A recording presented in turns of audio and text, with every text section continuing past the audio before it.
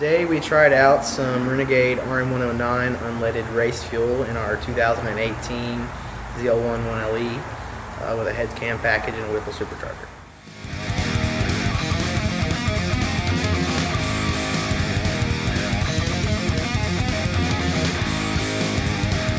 First off, which is really important to us because it's a road course car and it is a blower car, so it generates a lot of heat. We noticed that our manifold air temperature, intake air temperature, was consistently lower and got lower as the car ran, which tells me that as the fuel burned, it was burning cooler, which is more efficient for an engine.